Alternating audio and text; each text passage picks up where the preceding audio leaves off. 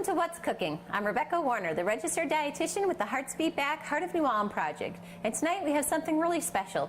As we all get prepared to make our pumpkin pies for the holidays, we wonder, how are we going to stay heart healthy? Well, we have a very special guest tonight, Masse, and she's going to show us not only how to make a great pumpkin pie with a gluten-free crust, but we're also going to be having some great pumpkin smoothies. So welcome, Amanda. Thank you. So you have a great story. Why don't you tell us a little bit about where you're from, what business you are running right now, and a little bit about your story. Well, I work for Valley Veggies. My parents own it, John and Terry Anderson. Their oldest daughter, and I've come back recently from the cities to help them run it. And I have 3 boys that help me as well. We are a chemical-free vegetable farm. We're open 7 days a week during the season as a roadside market. And so it's kind of like a 7-day-a-week farmer's market. Right. So you can pick and choose what you would like. We welcome people to come see what we're doing and how we run things, and people really like that. It's very family-friendly, kid-friendly. You'll find toys laying around from my kids. Yeah. So, but we really focus on the chemical-free. We do things more sustainably, and it's all in the family, volunteer-run, and it's just lots of fun, lots of nice sunshine. Yeah, so you are what generation working on that farm? I would be 6th generation. My mom is 5th. Okay. It's always been in the family, and then my kids help too, so I guess they're 7th. Great. Now, Amanda, tell us a little bit about what you mean when you say chemical-free. You know, we hear a lot of different terms, organic, chemical-free. Tell us a little bit about where you fit in that spectrum. Well, we do not use chemicals, so we to combat bugs and disease, we generally use what's called diatomaceous earth. It kind of looks like a clay substance. It's actually made from ground up fossilized shellfish. It's non-toxic. My kids help put it on the plants. What it does is it kind of dries up the bugs. I guess I don't want to get into it too much. We're going to be making food. But it takes care of the bugs, and it keeps the balance of the soil, because you do want some maybe not so great bugs to equal out everything. Right. And then we have other forms that are, I don't know how to phrase it without sounding gross. But we sometimes put out like blanks or pieces of wood to kind of attract the bad bugs, and then we can take care of them in the morning because they attach themselves to the board. Okay. We also start out with strong plants. We start our own plants in the February, March time frame in our own greenhouse. And if you have a strong plant to begin with, it will also help combat disease. Good. So those are kind of things that we do, and we weed by hand, and it makes everything work out. A lot of elbow grease. Yes. So tell us the difference then. What is organic versus chemical-free? Organic, some farmers are able to use certain chemicals at certain times, whereas chemical-free, like us, we don't use any chemicals. So it's really almost better than organic. It's a step up. Right. And now you mentioned you use a lot of volunteers. It's a good place for people to get their hands dirty and see if having their own large garden is something they really want to try. And who else? You've had people going into the Peace Corps, other things. Tell us a little bit about that. Yeah, we do accept volunteers, so it's almost like a work share. If you do volunteer, you do get to take home vegetables. Some things are only exclusively for volunteers that the general public doesn't get to have. But yes, we have had people come from the Peace Corps for training, so that, or to earn towards to join the Peace Corps. We've also just had people maybe either in high school or college trying to get more volunteer credits, or people that just like to get their hands dirty and they think it's good for the soul and they just want to be out there and helping. So it's all family and volunteer run. Great. That's great. You know, your recipes tonight are really great. When we see pumpkins, we automatically think of Halloween and decorations, but these are worth a lot more to us than that, aren't they? Yes, they are all, we only sell meat pumpkins, so they're very versatile. There's a lot of recipes out there that do use pumpkin, and there are some certain nutrients and minerals that are only found in pumpkins, so they are very unique, kind of a squash plant. That's right, that's right. All right, well, why don't you tell us a little bit about your first recipe, how we're going to get all the way from this to a pumpkin pie, yes. Right? So I'm going to be doing a gluten-free pumpkin with a pumpkin pie, which has mostly a nut base. Okay. So I was thinking of doing is starting with the crust first, and then we Okay. can kind of go through the actual pumpkin part once that is cooking. Great. So for your crust, you're going to want to get out your food processor. I suppose a blender might work if you're in a pinch. But I'm choosing pecans, raw pecans, a cup of those. Now remember, we're looking for those pecans as one of our good protein sources. With the Mediterranean diet, we stress using nuts as your base for protein. They are very low in cholesterol, very high in fiber, and are good fat. So this is a great start. We are off to a wonderful Mediterranean start. Yes. And really you could use other kinds of nuts too, such as like hazelnuts or almonds, walnuts, whatever you have on hand that equals a cup. Okay. Will work just fine. And then I'm going to put in a 1/4 cup of dried dates. Okay. To kind of add a little bit of sweetness and kind of helps the caramelization of the crust. And then I'm going to do a tablespoon of coconut oil. So. And now where do you find your coconut oil? I actually get mine usually at Vitacost. Okay, okay. But there's lots of places you can get them, co-ops, the Whole Food sections. Great. So it's pretty readily available. Yes, yes it is. And now your garden actually serves many communities in our area, right? You not just serve, you're in Lake Crystal technically, out by Cambria or Judson, Mankato, but you have people coming from quite some distance, isn't that right? We do. It's actually very common for us to come across people that come from Springfield, Comfrey, a lot of people from New Ulm, especially ones that travel to Mankato for work. Good. Since we're right on Highway 68, it's real easy. Even people that are just passing through, like maybe they were up north and they live in Iowa or somewhere else. Great. And they think it's a great place to stop and stretch their legs and walk around. So yeah, it's not just our immediate area, but it does encompass other areas. Great. Now, how many acres do you have out there? How are you able to meet the needs of so many people? I'm not sure on the exact acreage. My mom would know that more than me. But we do also use my grandparents' land, which is across the highway from us. It's sandier soil, so that's where we grow our melons. Especially, they grow really well in sandier soil. Whereas the heavier soil is on my parents' side of the highway, and I don't know the acreage, but it does give us enough space to keep rotating the crops around. Okay. Because that's also a good way to be sustainable. And to feed everyone that comes through and is looking for vegetables. Right. And now, it's interesting, at this time of the year, you don't think that you'd see them out there, but I stopped out and you were both out there in the garden yet and have plenty of produce out there. So it's great. If you are still looking for those fresh produce stands, I can tell you there's one out there yet and they still have lots to offer. So that's great. Yeah, and we stay open until it does not get above freezing during the day or we run out of things to sell. So we typically are open into November. This time of year, you kind of have to check with us and check our website and our Facebook page to see if we are open that particular day, just because we don't know what the weather will do. But and then we start in May with starter plants for the public. Good. So by June, we have regular vegetables to sell all the way through November. Wow, that's a busy schedule. Yes. So for the crust, I guess I'll get back to that. I'm just going to pulse this till it looks kind of like a graham cracker crust bottom. So it'll be a little bit crumbly and it's going to be a little loud. Always scares my son.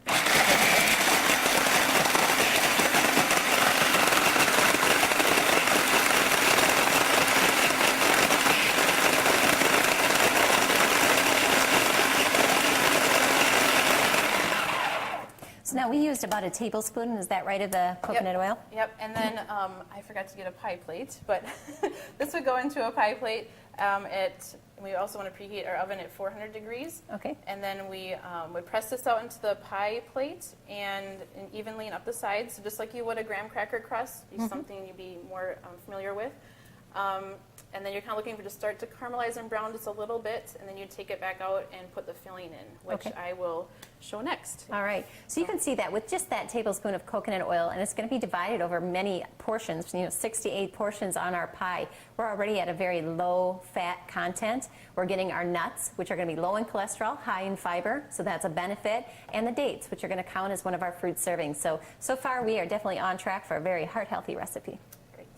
All right, we're going to take a break. We're going to get reset for our filling, and we'll be right back. All right, welcome back. We're about ready to go ahead and work on our pie crust, right? Yes. Okay. So we will put the pecans, the coconut oil, and the dates into the bottom of our pan here. And then we'll press it out, like I mentioned before, like a graham cracker crust. So we'll kind of just keep patting it down till we get it nice and even. And then once again, our oven should be set at about 400. Maybe if your oven runs really hot, 375 would be okay too, for about 10 minutes. You don't want to go over 10 minutes or it tends to start to burn. So we will put this in the oven. Now remember, if you're using a convection oven, your cooking temperature is going to be a little bit lower. We never like to see our convection ovens go over 375, and they are going to be a little bit quicker. With the air circulating in your oven, it's going to be a much more rapid cooking process. So keep a close eye. You don't want to burn that crust. No. So now that we have the crust started, I was going to show how you can make your pumpkin pie from scratch. So I use a very easy method. I wash the outside of the pumpkin and I snap the stem off like that. I like to use my crock pot just because I can walk away from it and it'll be done when I get back home or whatever. Right.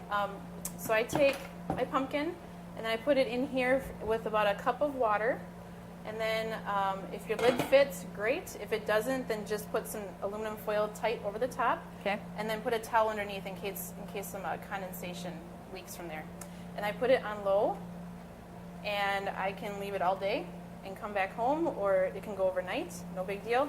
Then you want to take it out and start using it, but not right away when it's piping hot or you will burn yourself. Okay. But once it's done, it will look similar to this. And you cut it open. It's really easy. There's no fighting with it. So what's our minimum time, you think, to get to this stage? Usually 6 hours is minimum. If you do it on low, if you do it on high, I would say about 4 hours. Okay. So, but you can have it, up to 8 or 10. It won't hurt it. So, and then we scoop the seeds out with my bowl. We'll use one of those. Thank you. And you can save these seeds if you want to and then make some kind of roasted pumpkin seed. There's lots of recipes online for that. And that way you get the most from your pumpkin. So now, Amanda, can I use that tip for just about any kind of squash I'd like? Yes, definitely. So this would work for butternut squash or acorn as well. Just put it in your crock pot and walk away. Absolutely. That's how I do it. That's a great tip. Yeah. Because I'm a busy mom too, just like so many other people, and the simpler the better. That's right. There's so much produce out there that we think, well, we just don't know how to use, we don't know how to access, or we don't have time. I think this is a great tip that we can carry over for a lot of our squash, our gourds, and pumpkins. What a nice way to access this, and look how quickly and easy that comes out. Yes. It just spoons right out of there. Yes. And pie pumpkins are actually called pie pumpkins because they typically have enough meat in them to make one pumpkin pie. So that's kind of a little interesting tidbit there. So if you go to a grower, you say you want a pie pumpkin. Yes. Although with us, if you get those really large ones, they will taste the same. And then you get even more meat, so for your time that you've put into it. So it needs to be called a pumpkin with its meat. Yeah, some kind of meat pumpkin. Okay, meat pumpkin, all right. Yes. So I'm just going to quickly scoop this out. Boy, that's really a lot of pumpkin you're getting out of this little guy. Yes. And this one's a little bit larger for a pumpkin, I guess a pie pumpkin. But I was going to be making 2 recipes, so there you go. There you go. Perfect. Now I'm going to take and measure out 2.5 cups into my food processor to make the actual filling for our pumpkin pie. Now this scoop is a 1/2 cup, so I'm not going to be putting in as much as it seems. So we have our 1 cup there. This is just kind of roughly, you really can't go wrong. You can't put in too much meat here. Yeah. So we'll go with that. That looks about right. And then back to the side. We will take 1 egg and put it in there as well. Oops. So again, you can see the use of 1 egg. That's going to separate out any cholesterol found in this egg, about 200 milligrams, into 6 to 8 pieces. Again, a very low cholesterol food. Sorry. Yes. And then we're going to add 2 tablespoons of brown sugar. If you want to use, I sometimes use stevia. That works too. Okay. And that but you don't want to brings down reduce your amount. calories, Yeah. You don't want to reduce your amount though, because stevia packs a punch. Yeah. And then let's see, we have 1 teaspoon of vanilla. And you do want to make sure that if you do use the stevia, you're looking for the baking stevia. There are 2 different kinds. There's the table and the baking. Make sure you are using the baking variety. we add 1 teaspoon vanilla. And that's real vanilla, I see. Yes, it is. That's what I like to cook with. Yeah. And then we have our half tablespoon of pumpkin pie spice. It might seem like a lot, but since we're cutting down on our sugar and everything, this helps with the flavor.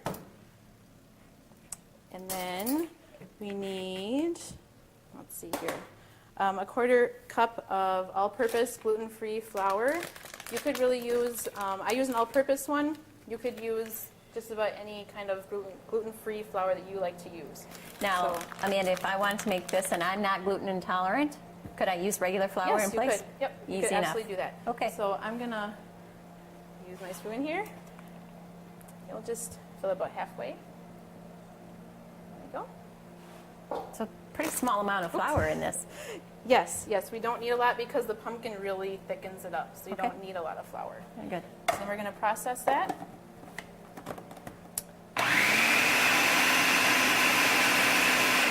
I forgot the milk. So that looks a little weird. So we want to do a 1/2 cup of milk. I know this really isn't the liquid one, but measuring cup, that's okay.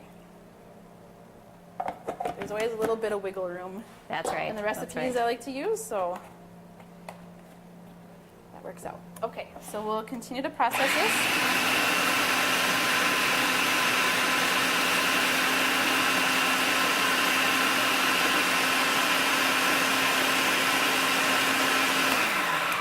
Okay, and we'll get out our pie crust. So Amanda, when you talk about this, when we look at, you're talking, right now I know your pumpkins are 2 for $5. We'll And- pretend. 2 for $5, and we know that with these herbs and spices, you're talking about a very low cost. So this is a Yes. really nice recipe, and it's going to keep your pumpkin pies at pretty low cost. Yes, definitely. Yeah, we have going right now is just kind of the end of the year stuff going on for our prices, and things change. Who knows what it'll be next year? Well, here's my spoon. Yeah, so it will be kind of thicker than maybe what you're used to seeing for your pumpkin pie recipes, but there'll be a lot of flavor, a lot of taste there. So your peak season out there at the garden, what do you think? When is the best time to get out there for your fresh produce? Well, for summer stuff, like your summer squashes and all your variety of those kind of things, about August is really when it starts coming on really strong. But then like fall stuff like squash and pumpkins and apples and that kind of stuff, late September or like mid to mid-October is definitely Prime a busy time, time. huh? Yes, Good. very, very busy out Great. there. So we just want to kind of smooth out the filling here. And then you want to pop this in the oven at 400 for the first 10 minutes and then drop it down to 350 for about the next 30 minutes. Okay. So you're going to it's going to look a little wet. You're not be inserting the knife to check to see if it's done like you normally would for pumpkin pie because it won't come out clean. Okay.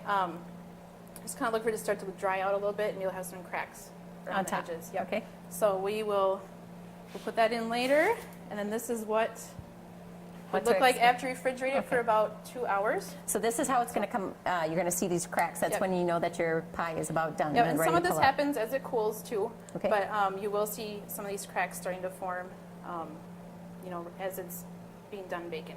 Yeah. So So this I'm is what it pretty looks like. impressed. In the last 10 minutes, we learned how to make our own gluten-free crust using some really great ingredients, and we made our own pie out of a pumpkin that we bought and threw it in a crock pot. This is a great recipe, and I love it. It looks like it's going to be delicious. So let's go ahead, take a break, and I want to see what we're going to do with these pumpkin smoothies. Okay, great. Welcome back. Amanda is now going to take some of this pumpkin that we saw her take out of the crock pot into the pan, and we're going to make some delicious smoothies. I got to tell you, these are some great recipes, and I'm learning a lot tonight too. All right, Amanda, what do we have next? Okay, so now we have our pumpkin pie smoothie, which is great for mornings or maybe some snacks or when you really want that pumpkin pie but you don't have time to make it. All right. So that's what I like to use. So we start out with a cup of pumpkin. Here it is. And we put it in our blender. You could use a food processor as well if you don't maybe have a blender, if you're in a pinch. And then, there we go. And then we need 2 cups of milk. You could use other kinds of milk too. It doesn't have to be the dairy or the cow milk. Okay. Whatever people want to use, that works fine. So but first I'll put in the ice. So I have this container. So we have a cup of ice. We also put in, and then it's 2 cups of milk. A few weeks ago, we featured different kinds of milk that might fit into your diet. We talked about soy milk, coconut milk, almond milk. All of those would go well. Remember, all of those are going to add a little bit of a different flavor to this recipe, so be sure you're comfortable with those milks before adding them in. I would suggest the chocolate almond milk that we talked about. I think that's really going to throw off your flavor.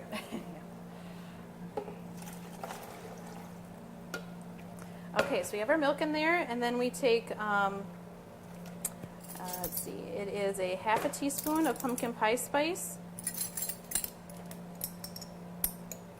You know, when we're looking at smoothies as well, we've gone over many different varieties of those as well, but this is going to have its own unique nutrient profile. We are looking for the orange. It's going to be high in vitamin A and many other nutrients that we take out of the pumpkin. So this is a great way to change things up in the morning. A lot of people are looking for those pumpkin spice lattes, but I can tell you this is going to have that same flavor with a lot more nutrients and a lot less calories. Exactly. Okay, and we have our 1 teaspoon of vanilla. And then we're going to throw in 2 tablespoons of honey. Okay. Again, maybe if you have some other kind of like a stevia or something you want to use, I do that sometimes. But this does give it a really nice flavor. Good. So it's 2 tablespoons. And then I also like to throw in a 1/4 cup of yogurt. So we'll get away of, Maybe, here we go. there you go. This will work. So we will put that in here. I'm running out of measuring cups here. So you're using, what kind of yogurt are you using? I'm using a plain Greek yogurt. Good.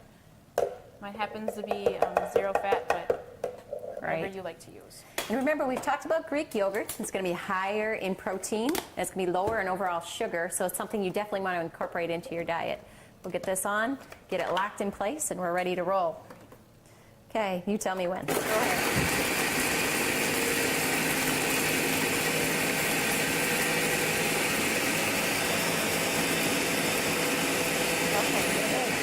All right. And then you can just pour into your glass, and Ready to go. yeah, you're ready to go. All right, let's just put it into the measuring cup here. I'd like you to see how this came out. It's pretty amazing how quickly we were able to do this and how good this is going to taste. So you can see how creamy that looks. It's going to be tremendously filling, and we've made enough for 4 servings here. So this is going to be great. You can make this for your whole family in about 5 minutes. Yeah, definitely. So it looks like a great recipe. Well, Amanda, I think I've learned a tremendous amount from you tonight. I'm glad that Valley Veggies is doing such a great job for our area, not just for New Ulm, but all of southern Minnesota is how it sounds. Thanks for being here, and you know, why don't you just mention the Facebook and website page where we can find more of these great recipes. So if you look on Facebook under Valley Veggies, although there is one in Australia, we are not in Australia. And then we also have our website, which is valleyveggiesmn.com. Great, and you post these recipes fairly often, right? Yes, I do. Oh, good, good.